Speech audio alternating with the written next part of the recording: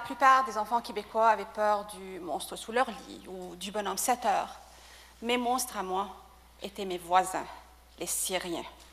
J'ai grandi au Liban et j'avais une peur morbide des Syriens, jusqu'au jour où je me suis rendu compte que mes monstres et les monstres des 6,6 millions de Syriens qui ont perdu leur pays étaient les mêmes. Depuis les attaques terroristes et les agressions sexuelles qui se sont produites en Europe, les réfugiés syriens et les musulmans sont dépeints comme des monstres dans les médias sociaux.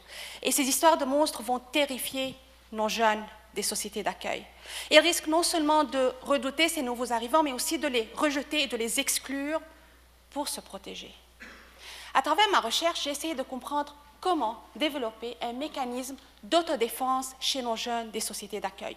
Une autodéfense non pas contre les nouveaux arrivants, mais contre les messages haineux et les histoires politisées et déformées partagées en ligne.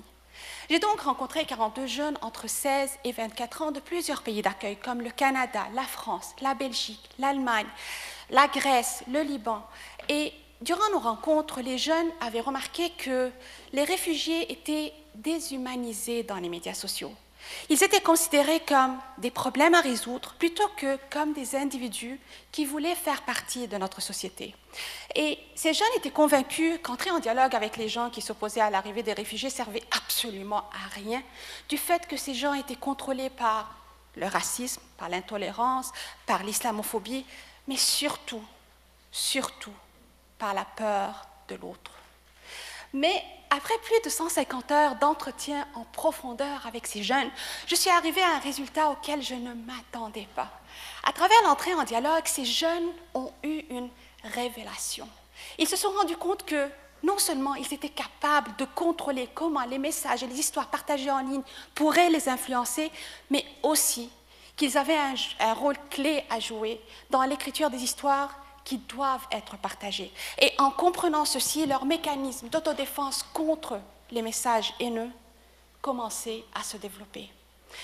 Alors, à partir des résultats de ma recherche, si on veut immuniser nos jeunes contre la peur de l'autre, il faut absolument qu'on commence à développer chez eux, premièrement, un esprit critique quant aux messages partagés en ligne. Deuxièmement, une empathie envers l'autre, peu importe d'où vient cet autre. Et troisièmement, le leadership, afin qu'ils puissent jouer leur rôle dans l'écriture des histoires qui vont nous unir. Merci.